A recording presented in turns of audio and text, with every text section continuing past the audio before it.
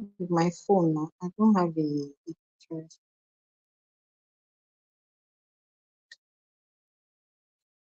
Hello, I'm not like I'm not there. Good afternoon, everyone. I welcome us all to our Genius Hub bi-weekly webinar. And I welcome our host for today, Mrs. Isimeme White. Our guest was here a while ago. It's just that maybe network is affecting him, Dr. Ambrose Lawani. And today we are going to be talking about the intersection of mental health and gender-based violence. We are in the period of the 16 days activism against gender-based violence. And this, our webinar, is specifically to mark the activity of Genius Hub around raising awareness against gender-based violence. We are excited to be here, and we welcome all those who are joining us. Tell us where you are joining us from, and let us keep us rolling. We welcome our host, Isimeme White. Yeah, good afternoon, and everyone. We can see that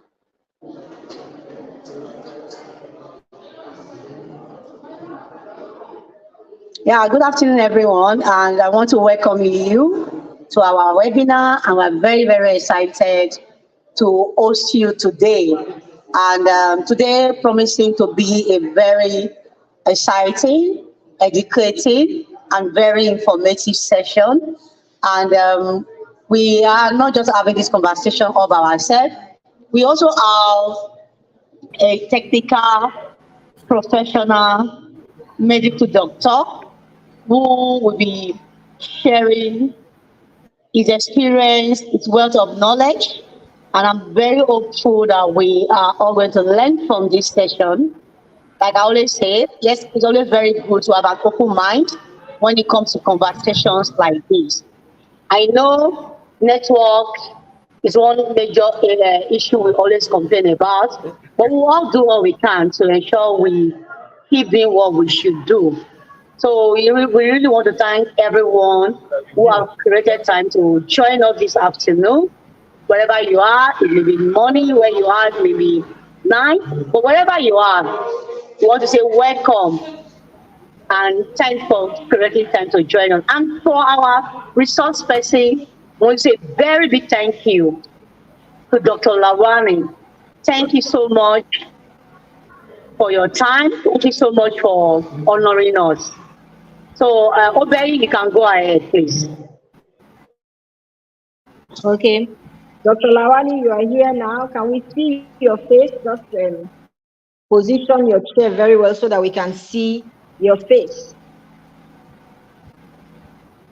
We thank you, Dr. Lawani. We have welcomed you to this edition of our Genius Hub webinar, a series of webinar, and especially this where we are marking our 16 days of activism. And this is part of the activity as Genius Hub that we're using to mark these 16 days of activism. Dr. Lawani has shared his slide with us, which we shall be sharing shortly when he is ready. We want to say that Genius Hub is a human capital development organization. And at Genius Hub, we have our various service divisions. And the one that is responsible for what we are doing today is the Genius Hub Global Initiative, where we do awareness raising, especially on issues around gender-based violence. And we are joining our voice with the international community because we began by marking the 16 days of activism with the elimination of violence against women and girls precisely on the 25th of November. And so we are bringing you this seminar tagged the intersection of mental health and violence against women. we want to quickly tell you that our guest today is a medical professional. He is of the Uselu Federal Psychiatric Neuropsychiatric Hospital here in Benin City, full of experience. And he's going to be leading us today on the intersection between gender-based violence and mental health.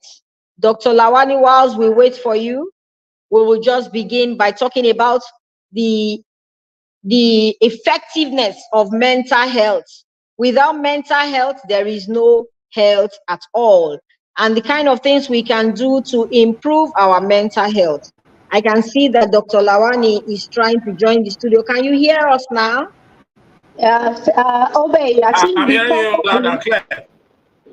Okay, before we bring Dr. Lawani on board, I just want to quickly re-emphasize why this is very important for us as MSMEs, as entrepreneurs, as individuals. We need this knowledge. We need to be mentally stable.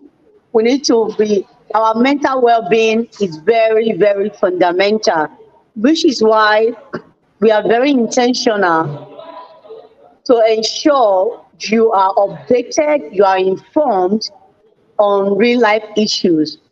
Mental health issue is a global health issue, and we all need to be intentional about this information, especially for women and girls.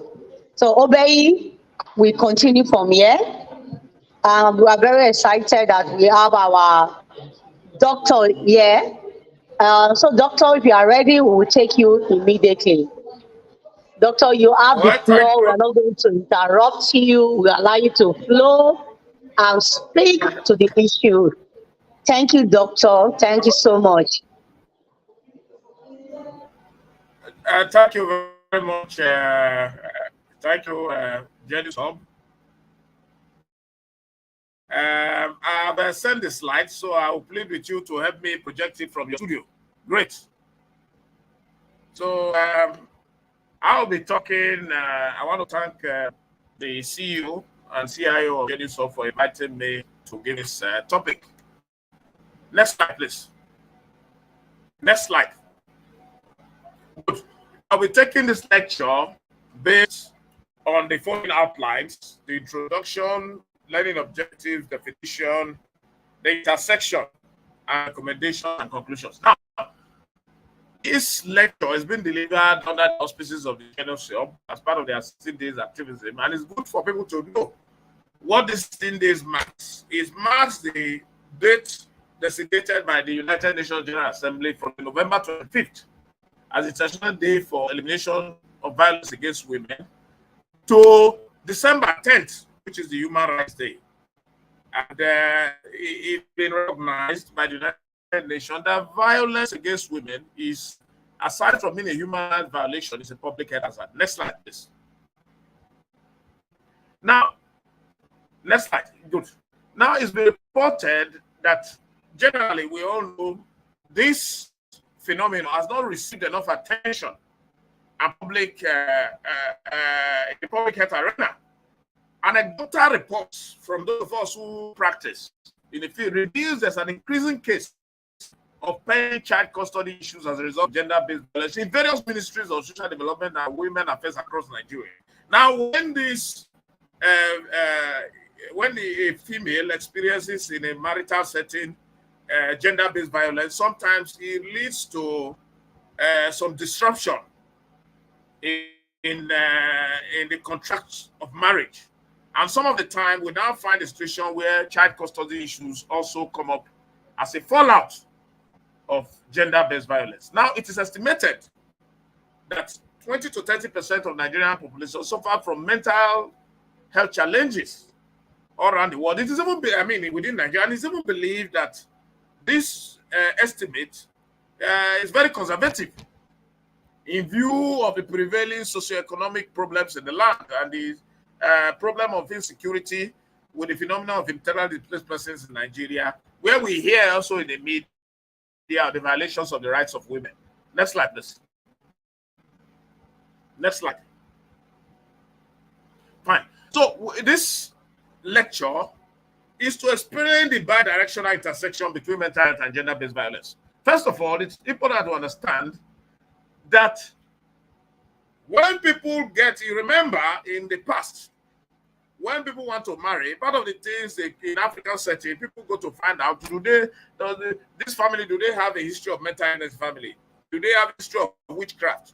Do they have a history of being thieves? So the issue of mental illness has always been an issue. Even in the marriage, the act, in Nigeria, it is recognized that if a partner has a mental health challenge, he should disclose same to his intending spouse, so that the intending partner in the relationship, so that at least it is one of the grounds on which marriage can be voided if there's no such disclosure.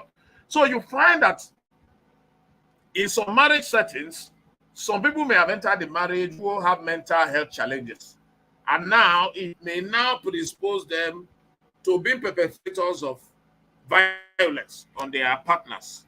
Essentially, now talking about the males, carrying out meting out violent acts on the females.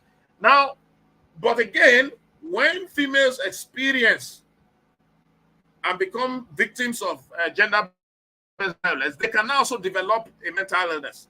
So this is the bi-directional relationship is very important. So it means burning the candle at both ends. And it's good for us to look at it from this perspective so that we can have an idea of the magnitude of this problem. And part of the thing going forward is that we will now propose ways to prevent this phenomenon, because the existing burden of mental health challenge in Nigeria is already huge. And if we allow this issue of gender-based violence, which is already very high according to the epidemiology, as we go on, you see, it will be something that will aggravate the burden of mental health challenge in Nigeria. Now, we also intend to make recommendations on the ways to solve this challenge. Next slide, please.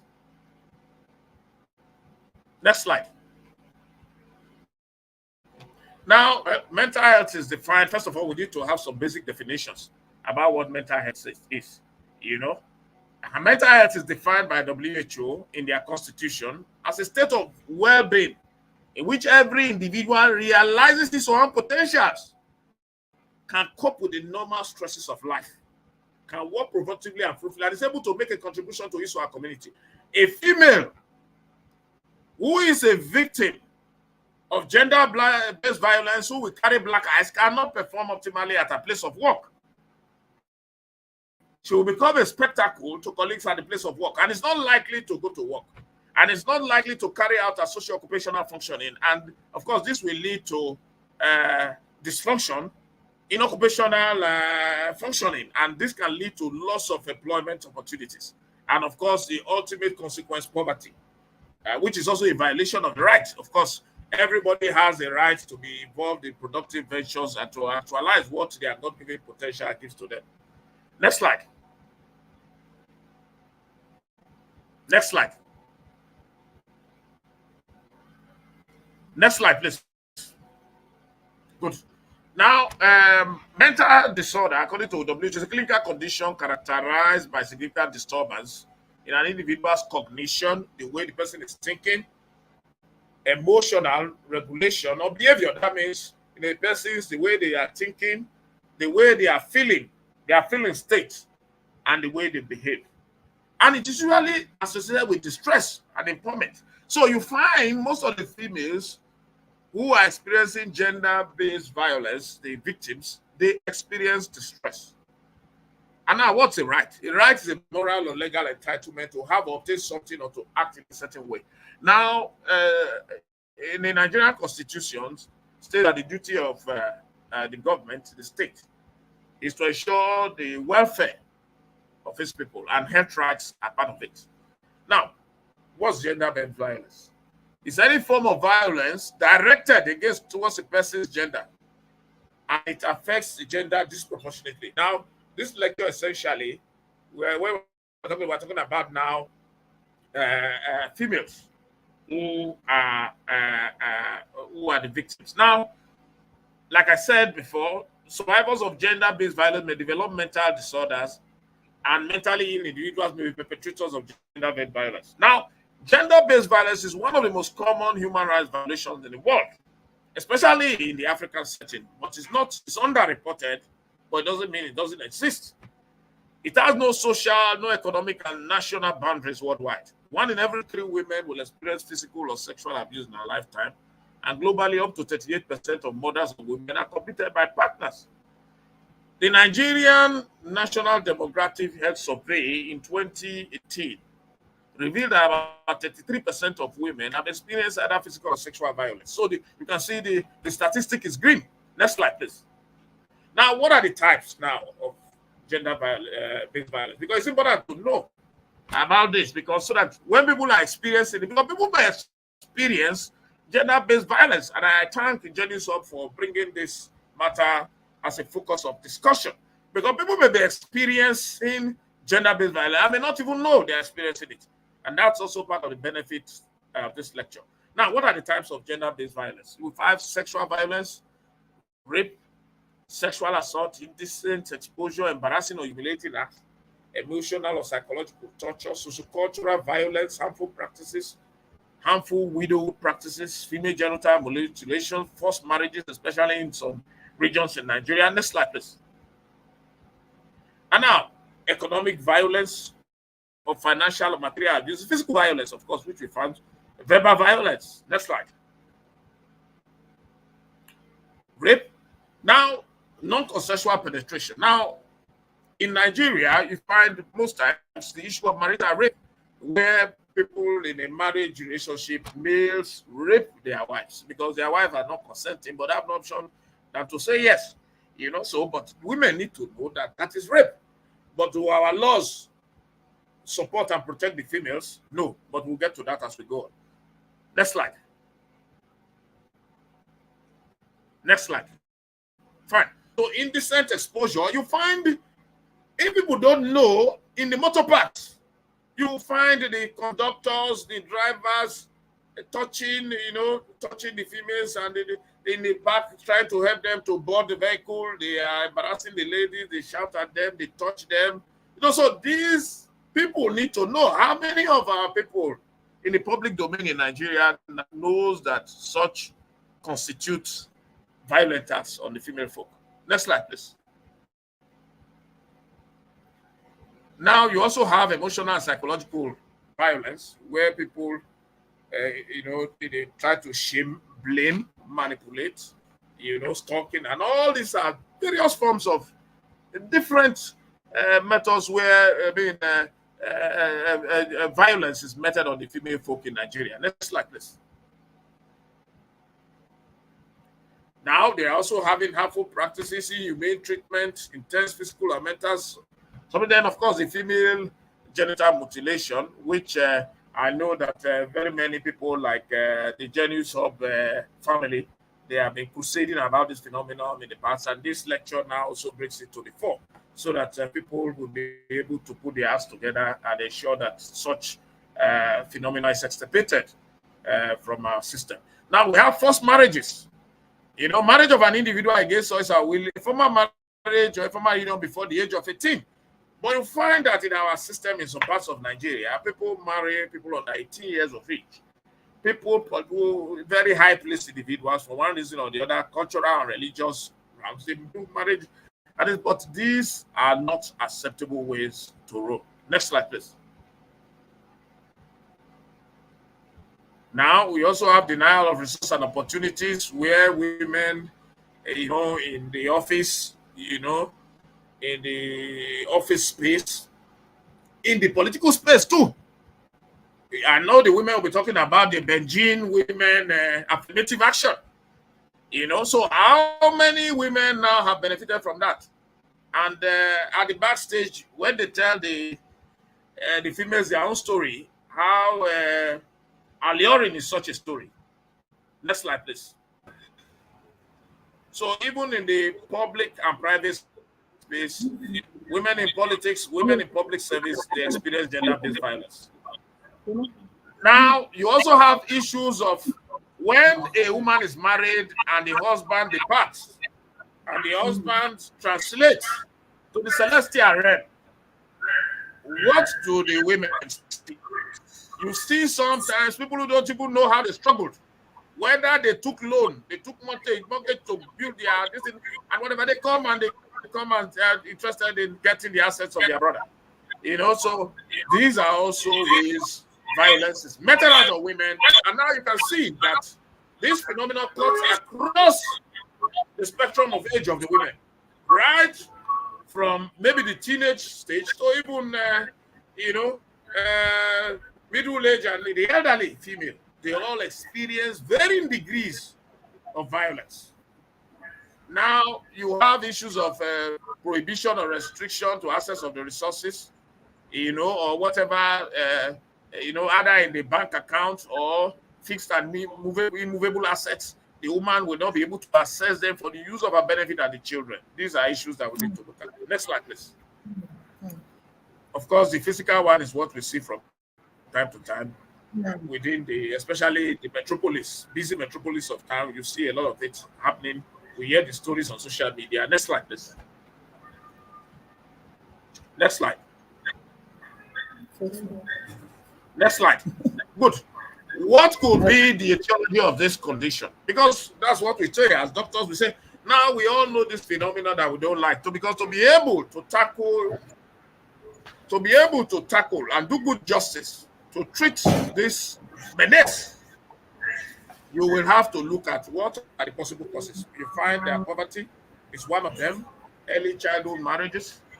We have all seen how a prominent politician, a former state governor, married an underage from a faraway Asian country, and we all know what happened. Even though he was a senator, we all know what happened, and I ended. Nothing happened really. So we have, where the cultural issues, so this is where the traditional institution will come in helping to tackle it. In developing means to tackle this menace. Now we also have the matter of the use of psychoactive substances, where you have the male gender who become intoxicated and comes home and doesn't know what he's doing again, and maybe he didn't drop money for the woman to make food, and has come back home, in a tipsy state, and says he needs food. I forgot that he did not drop money for food and begins to discipline the woman for not providing for him. So these are issues. Yes, the slides, please.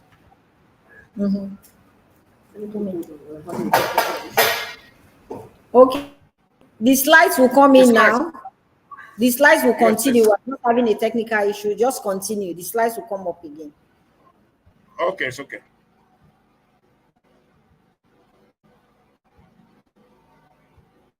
So just a minute. Yes, like as I was saying,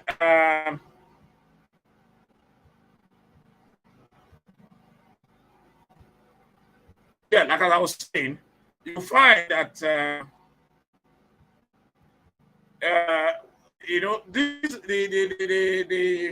etiology of this constitution, you can see, is multifactorial. Poverty is one of them. Ignorance is also one of them.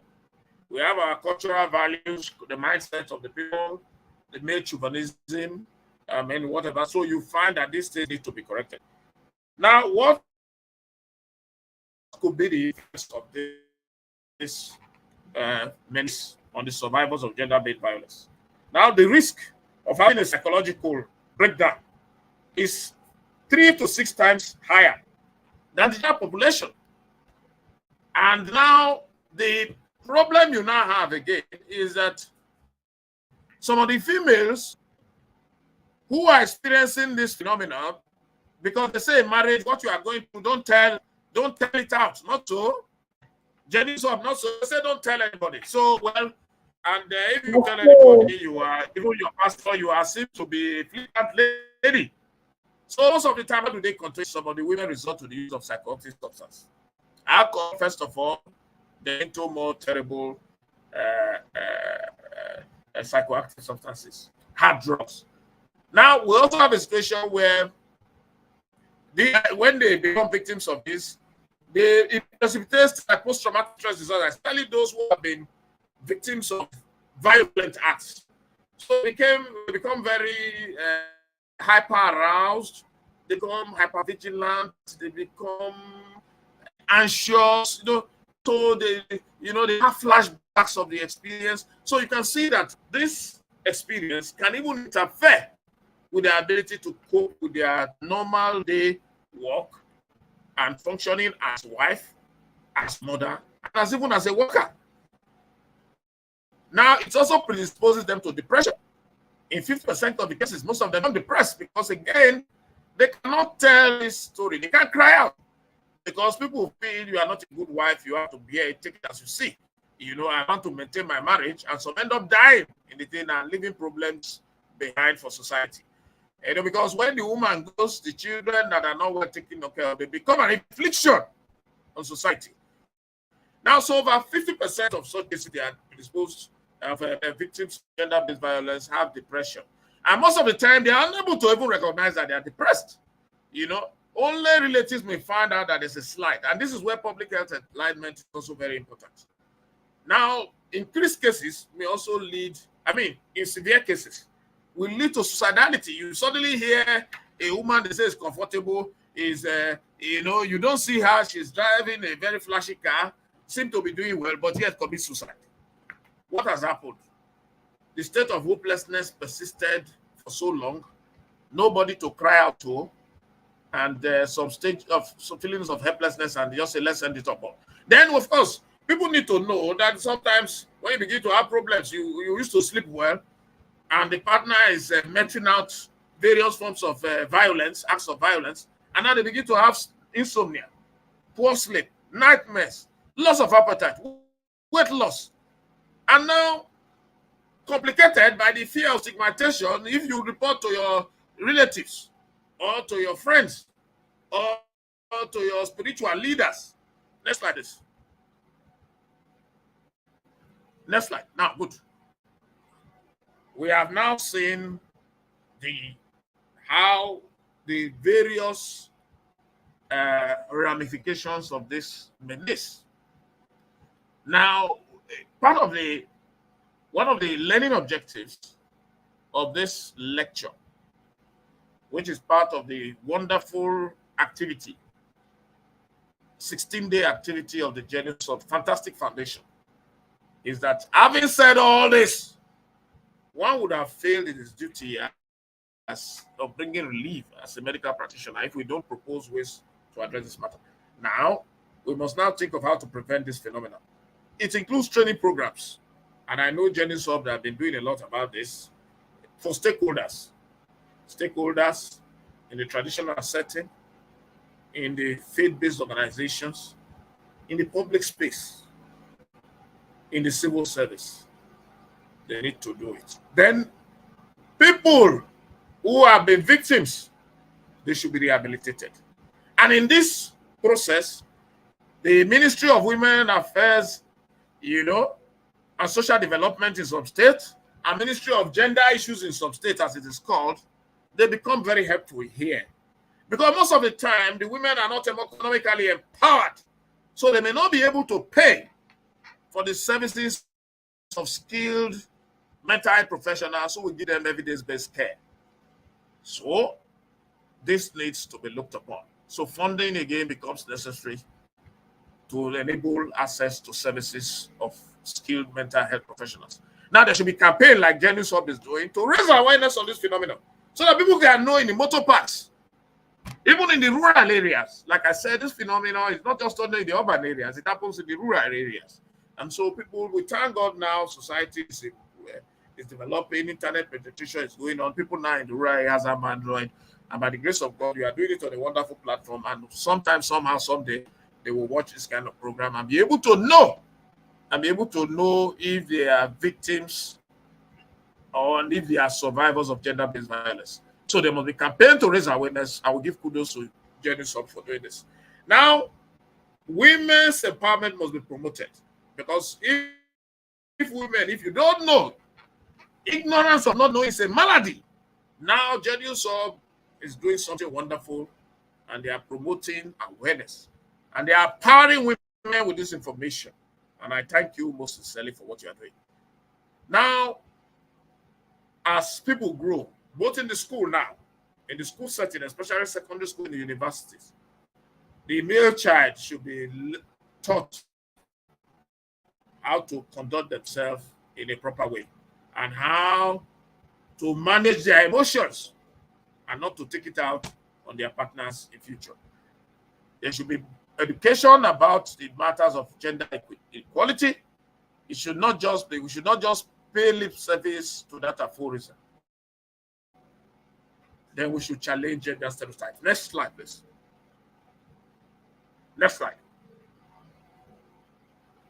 Now, when people become victims of gender-based violence and eventually develop a mental illness, remember the human capacity of any system, of any nation, of any organization remains the greatest asset of the organization, remains the greatest asset of the country, not necessarily oil or whatever. And that's why I give kudos again to Jenny Sub for the work you are doing. You have been involved in building human capacity development, sustainable capacity development.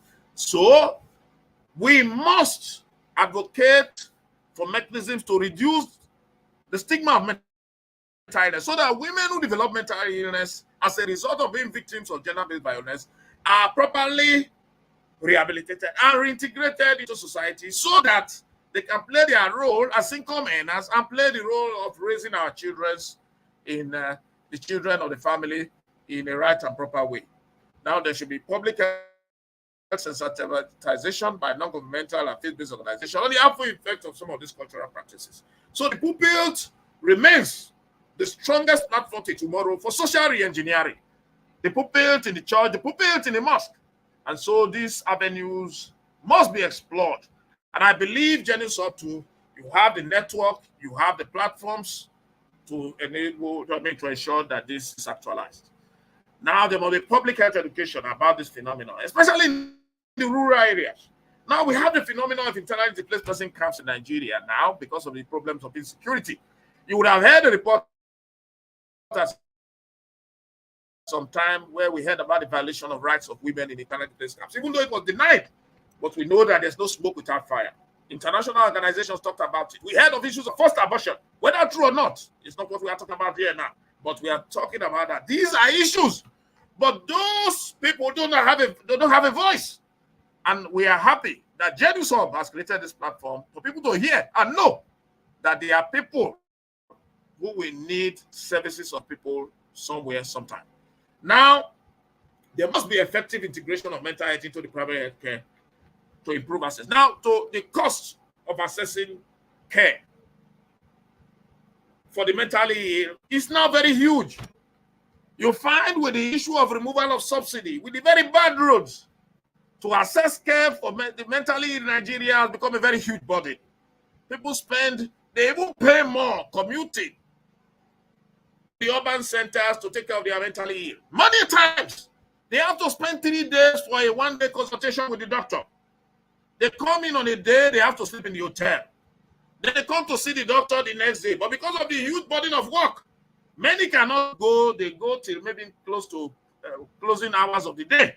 They have to go back and sleep in the hotel again and move the next day to their respective destination. So there's a whole now. But if we give effect to the spirit of the primary health care program and the national health policy, that we should integrate mental health care into primary health care in Nigeria, you will find that a lot of citizens can access the services at the different local government areas of Nigeria. But to do that, you must put funding, you must do training.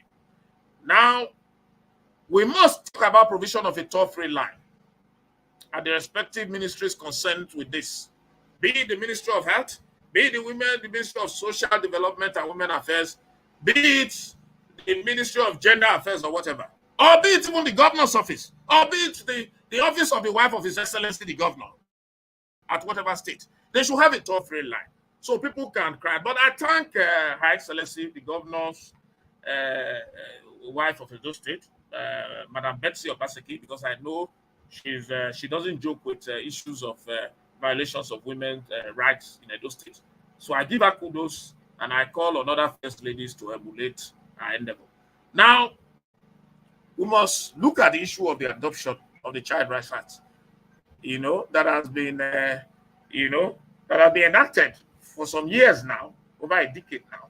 But many states have still not adopted it.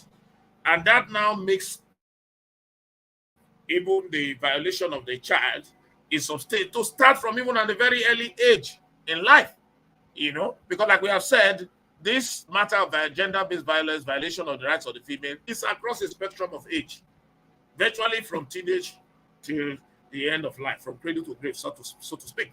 Now, we need to also look at it. The Nigerian Criminal Code does not recognize that a man can rape his wife. These are issues we should look at. Our politicians should look at it. And Genius Hub, you have the platform to make noise about it. Thank you very much. Now, there must be adequate funding for training of mental health professionals. 5%, as has just happened in the budget, may not be enough. May not be enough. Now, the use of technology to provide mental health services that are safe, culturally appropriate, and accessible to the victims can be overemphasized. So this, because some people may not, like I've said, talking about the cost of commuting down and the risk, the insecurity, the rich people have been coming to hospital for checkup and they are kidnapped on the way. So if we are able to set up platforms to use telemedicine to be able to provide mental health care for the vulnerable individuals, it will go a long way in assuaging the pain of those who have been victims of this menace. Next slide, please. Well, you can now see that, like we have said, this phenomenon cuts from virtually the cradle to the grave. The reported cases of gender-based violence is on the increase. And this phenomenon happens all over the place, at home, in the higher institution, on the streets, in the class, in the office. Even in high offices, it happens. Now, if they cry for justice, they are stigmatized. But we should begin to learn, to bring up the female girl child to be assertive in such a way that they will be able to stand for their rights. Next slide, please. Next slide. Now, the issue about the harmful practices, female genital mutilation, harmful widow practices. So you can see that from all this, we need a multi-sectoral and interdisciplinary intervention.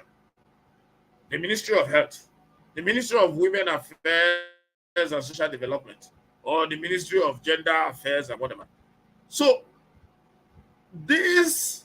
we need a situation where the political leaders will be able to summon the political will to do the needful, so that we can extirpate the phenomenon of gender-based violence from our body politic.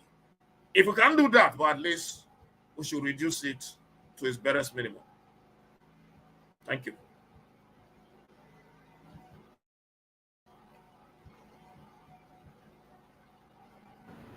Wow, Dr. Lawani, that was a wonderful presentation with so much energy.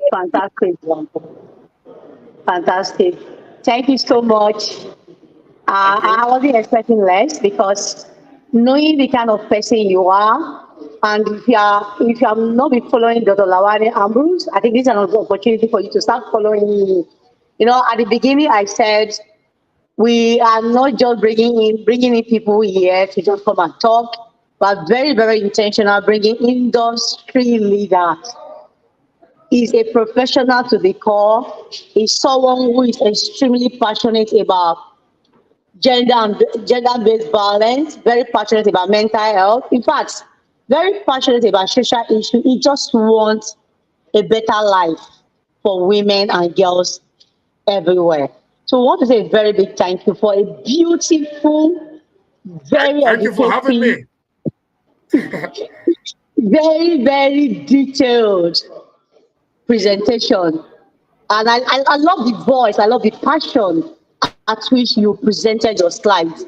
Because it's not just to talk, but I could feel feel that everything you said this afternoon is from your mind, original, very authentic, very, very, very appropriate at this time. where we have a lot of people jackparing. You know, when I say jackpot, it's a very popular slang among young people. And we are very, very excited that this is a period where we're on a campaign that is tagged, or we call it a migration voice, where women and girls can be empowered with all the basic information that will help them make an informed decision when it comes to migration. So for us as Junior Sub and for CIFA, the migration project, for all the international community, IOM, GIZ, everyone, GPI, who's in everything, for all our young people to travel safe. So we are not saying they don't have the right to travel or to migrate.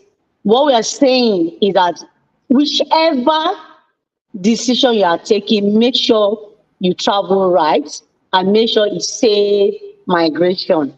And you agree with me that sexual and gender-based violence cannot even be discussed without even linking that to irregular migration. Because many of our young women that are victims today, majority of them when they return, one thing that is common among all of them is the fact that they were abused emotionally, they were abused physically and sexually. So you taking your time, and you can see the link when someone has been our right has been violated. Imagine the mental stress, imagine the mental breakdown, and you can see how they both how they are all interconnected and related. So we are very, very excited that you took your time to break it down for us to understand. So thank you so much, and thank you for everyone who is listening. For us, this platform is to keep building you as an individual, as an organization, as a family person, as community member. We are very intentional, building your capacity, providing you all the necessary information you need to help you make an informed decision at the end of the day. So this platform is not just a platform where we inspire you. It's also a platform where we educate. It's also a platform where we share opportunities, but with opportunities, with opportunities, with money, with everything. When your mental health is not stable, you can't even take advantage of this opportunity. So it's very, very important that we take advantage of this powerful lecture. Go back, listen to the slide. You can go back and replay, and make sure you also educate your loved ones on this information you have received. Thank you so much, Doctor. I just want to ask you a few questions. Yes. I don't know Yeah. if you have questions coming in. If you have questions coming in, this is an opportunity to ask. I know this is a little bit sensitive, and we are fully aware that most people would not want to come to public place to ask that question, which is also the reason why we're going to be sharing our helpline. Please let the helpline be on the screen. Let our WhatsApp line be on the screen. Let the our migration link be on the screen, so that people can reach out to us privately. So if you are being abused, you are being abused in any way, in any form, please don't fail to reach out to us privately. Your life is important, and you need to be helped. You need help. Don't pretend about it. Forget the mindset of what will people say, what will society say. It doesn't come. It's not important, because if you die today, people will definitely will talk. So we want to really encourage you to speak up, and we are giving you the guarantee that your information is safe. Your information, they are safe. So we'll quickly go on break. Let's quickly go on break. We just want to show you one of our documentary, one of our video for our migration voice. Our migration voice is a global campaign to give women and girls information of safe migration, information on the consequences of traveling irregularly. So our Migration Voice, a platform that is always educating women and girls on the right paths, on the opportunities available in the country, and on the opportunities available in Africa. So we use that platform to train young people on various skills, digital skills. At the same time, provide them all the necessary counseling. Like you said in your last slide, how the role of technology. And for us as junior so we have adopted that. We have started providing psychosocial support over the phone, and it has been very, very effective. So at this point, we quickly go on break while we show you this video. Please stay tuned.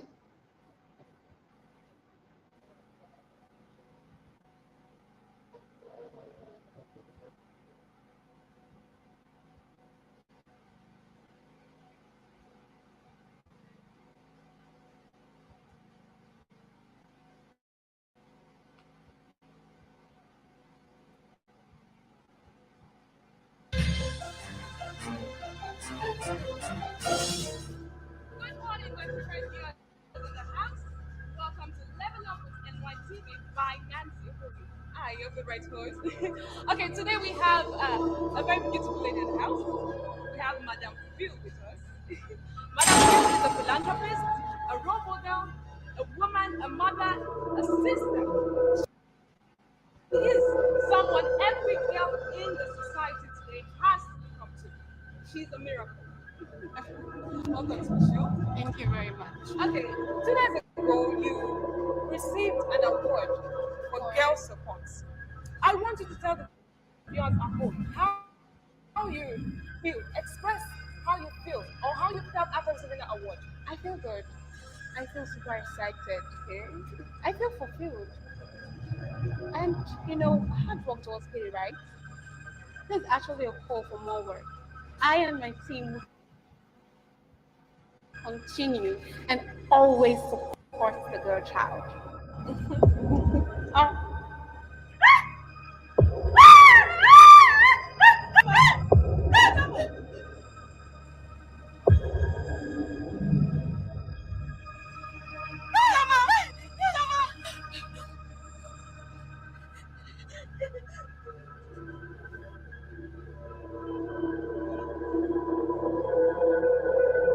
For how long have she been here? 8 weeks. She hasn't said anything to anybody she's been here. I've tried everything to make her talk. What she do is think to her diary and tell them.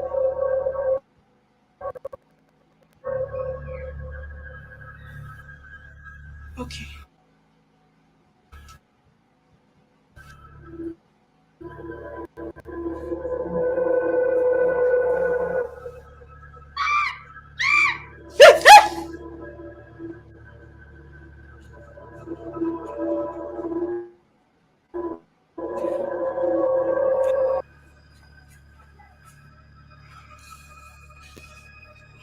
I heard you haven't said a word since you arrived.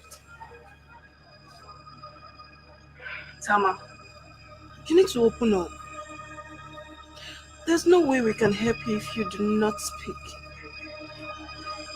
We've had a lot of survivors like you, and we were able to help them. We just need you to talk. Just talk to us. Tama, definitely Lord.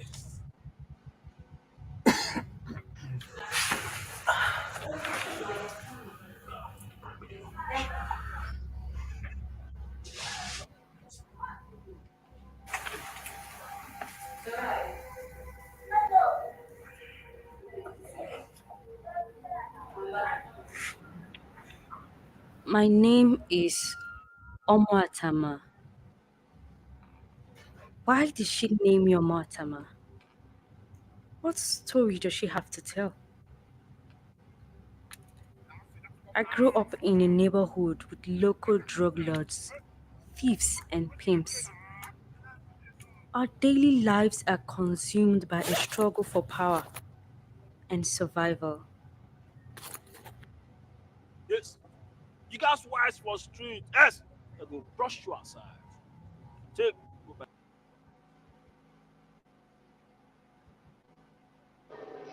Thank you. We can't complete the movie. That's one of our short movies that we produce, and it's an award-winning movie.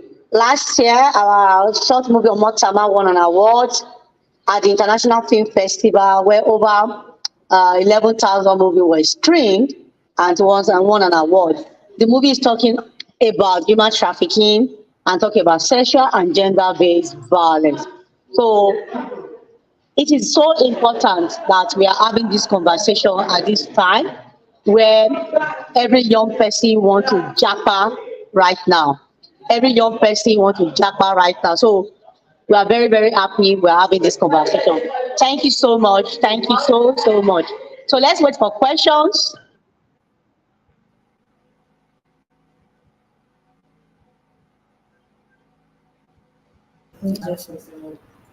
Okay, sir. If you have questions can start coming in.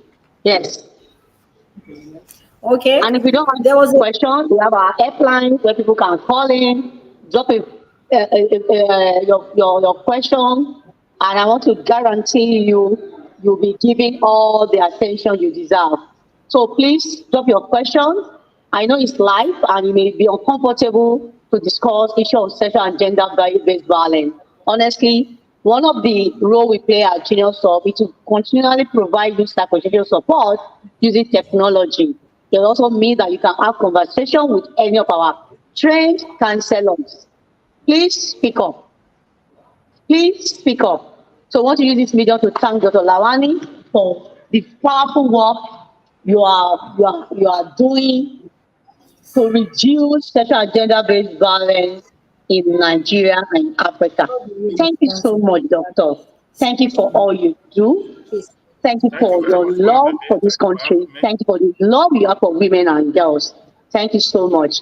And we are very, very Thank you. hopeful that every time we call on you, you will be available to respond to us. And if there are areas where we cannot handle at our own You level, are assured of my support. very well, sir. Thank you, sir. We will refer some of our I'm ready to beneficiaries to you, give sir. any assistance in any way. No problem at all. I assure you of Thank you so much, sir. We anything are I really can do grateful. to bring relief. We will do it. Thank you. Thank there's you, a sir. God question will continue to online. honor you. CEO, do you have Thank you very much. anything to share, anything to say? I'm seeing a question there. How do you respond to gender-based case?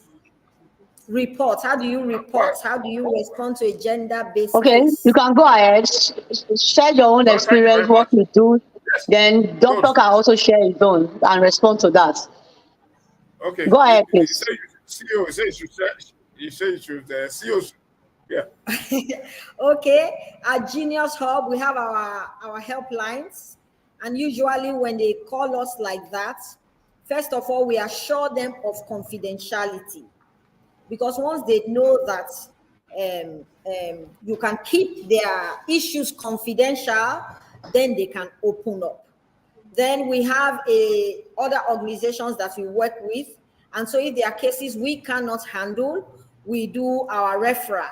But at Genius Hub, we have our life skills, life management skills, mental health and psychosocial support counseling that we do using art-based intervention. So we take our beneficiaries, we take the survivor, we take the victim through our mental health and psychosocial support training. Then if they're at the stage where they can learn a skill, then we take them through that skills and empowerment trainings too, and how they can get reintegrated. When Dr. Lawani was talking, he talked about how people can get reintegrated into the society. And he talked about economic violence, financial violence. The one that we are mostly aware about is the physical violence. And I wanted to say that he made a very solid point where he said that many people are going through gender-based violence and they are not even aware. They do not know that what they are going through is what we have turned, or one of those things, under the gender-based violence. And I took note of this economic and financial violence. A lot of people are going through it and they want to know how and how to come out from it. So, Dr. Lawani, over to you. Well, thank you very much, CEO.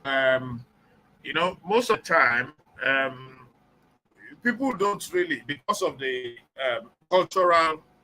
I'm now talking about what we see in reality on ground in practice.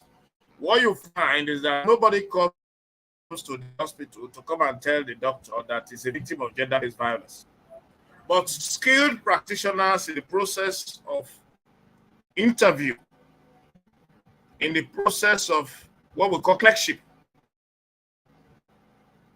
I'm taking history of a case that I just presented before you. Like you remember, like I said, most of these females who are victims may come in a presentation as a depressed case of depression, or case of a generalized anxiety case, or a case of a post-traumatic disorder. Now, in the process of interview and evaluation, when we are able to find out that there are issues at the marital level, after full exploration of what may have been the predisposing and the precipitating factors of this, what we are seeing, of course, working as a team, the psychiatrist brings in the social health, the social welfare officers, and so they are able to invite the partners for interview. Then later, as the case may be, having situated what the problem is, we send them for either couple therapy, marital therapy, or family therapy, as the case may be. So that's the way we go about it. Then, if it is not that severe, we just give on-the-spot counseling, give them a short appointment for them to come. So that's the way it goes. Now, but when we have a case where a spouse, a partner in the relationship, now I'm talking now about what we see most of the time about marriage, for people who are experiencing gender-based violence in a marital setting, in a marriage setting. Now, some of the time, the males may not be cooperating. They may not even be providing funds to take a card for consultation, or talk less of buying the drugs or paying for therapy. So what we do, what we have begun to do is that we thank God, like I said, that the governor, His Excellency Obaseki, created a Ministry of Gender Affairs. So we should give a kudos for that. No, so we've been having some wonderful synergy from the Federal New Psychiatric Hospital, Silu, with the Ministry of Social, Women Development and Gender Issues. So you find the social development and gender issues. So you find that we can now refer such cases to them so that they can compel the male partner to present himself for care, because we are very concerned, because we treat such cases holistically. While attending to these cases, remember the children are there. The children are spectators of the spectacle of gender violence, gender-based violence. So when they see it going on, it has emotional effects on them too. Exactly. So there are times we insist. Exactly. There are times we also insist on the children being brought for assessment to determine what level or impact what they have experienced is having on them at their early stages of development. Now, when the gender-based violence occurs at a very early stage in marriage and the marriage crumbles at their separation, the issues of bonding is there. Where you have poor bonding with the mother, and apparently the man takes over the case and the child is being taken care of, they don't go to school again, not inadequate nutrition. So these are issues we address holistically. And we thank God we have a good helping hand, like I said, in the Edo State Ministry of Social Development and Gender Issues. So, and I believe in some other states of the Federation, they offer top-notch services. And we solicit, using this platform, thanking Jenny's that other state governors, thank God it's on Facebook, who have not, they should learn from their colleagues. Because the women, they say no woman, no country, or how do they say it? So it is very important, it is crucial to address and institutionalize, put mechanisms in place to address this phenomenon. Like I said, it happens both in the urban areas and in the rural areas. So information is key, public enlightenment is key. so that at least our women, the mothers of the nation, they will be saved from this menace. Thank you very much, Dr. Thank you. Lawani. Our time is fast spent. And like you said, we're happy that this platform, people can revisit all the issues we have raised and they can react to them. Our Thank you. social media handles are scrolling now. You can join us and follow us on all our social media handles at Genius Hub. Our helplines are there. Reach us, tell us your cases, tell us the issues you have. Like I said before, we have assured you of confidentiality when it comes to the issue of gender-based violence. And so that's why we have our social media platforms and all our addresses. Our office address is even scrolling. We are at Edo Production Center, Magistrate Court Premises, Edo State, Benin City. You can pay us a visit. You can come Can in we for also it. share our Lagos office address so Lagos that those office who are address, in Lagos, Kano office address, Uromi, Awuchi, can and reach us. Kano office address? So it's always good to share all these addresses so they can walk into any of these offices to get full attention and full help they deserve. So we are wrapping now, and we cannot thank you enough, Dr. Lawani, for the passion and for the way you have Thank you. seen our work, and from the beginning, the way you took this program very seriously. You did your own broadcast and rebroadcasting. I remember the message you sent to me this morning that you started rebroadcasting from 4 a.m. And I showed them in the office. I said, have you had a guest like this before? So this is very Yes, and they assured me, remarkable. And this is very and I assure remarkable. you, many told me they will both within UK, America. They are all over. They are. Yes, yes, yes. They are Because here it's listening, topical, and yes. that's the only way we can encourage you. You are doing Yes. Oh, something governments ought to do that some governments have failed to do. The only thing we can do is to encourage you by ensuring that we don't frustrate the efforts of Genesis. thank you so much. So we're looking forward to Thank you more so much, collaboration. sir. Yes. Much. We are honored and grateful. I Thank you am so much. And available thank you for in everyone any who has way been and manner following you us. want. Thank you. Thank you. Thank you so much, sir. Thank you, sir. And thank you, Junior Sub team. We have a lot of Thank people you. working behind Thank the you. scene that we don't get to see. These Thank people you. are very, very dear More to power to us. your elbows. Thank you, sir. Thank you, everyone. Everyone from our board of trustees to board of advisors to the Yeah. management and staff and team, volunteers, intern. God bless you. To our super Euro beneficiaries, thank you. Thank you so much, everyone. Have a lovely evening. See you Yeah, soon we'll just again. see you soon Thank you. again. And thank you, Dr. Thank you. Lawani. We'll quickly Happy New wrap now Month. with a movie. With Happy New Month, with one of our clips from her migration story. And Happy New Month of December. Thank you so much. Thank you. See you. Thank you. Yeah.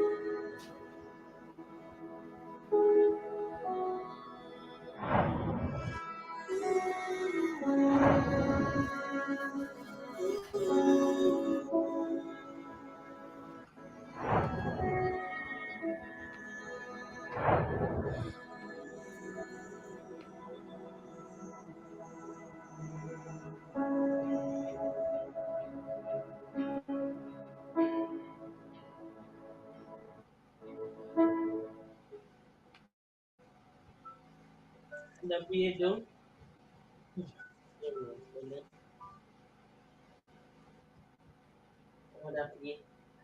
I won't beat you like this. I mean, you follow person fight. Auntie, no, it's not a fight. So I feel like what can be true. Yay. Oh, thank God though. That was an say you not die from death. Thank God though. And you see this one, eh? Go take two for morning, two for night. Pay for kill all the other pain wey dey your body. Hmm? Thank you very much. And if na person dey make you dey fair today, dey fall tomorrow. Holy Ghost I go catch the person yansh. Amen. I thought they go my chemist. Very much, Auntie. Hmm. But later in the evening, so you will not be such Eh. No, now. Let's not stress us. I can handle that. So how much? Na just 5,000 oga. For what? For drugs and na home service I come do oga. Yes, I come.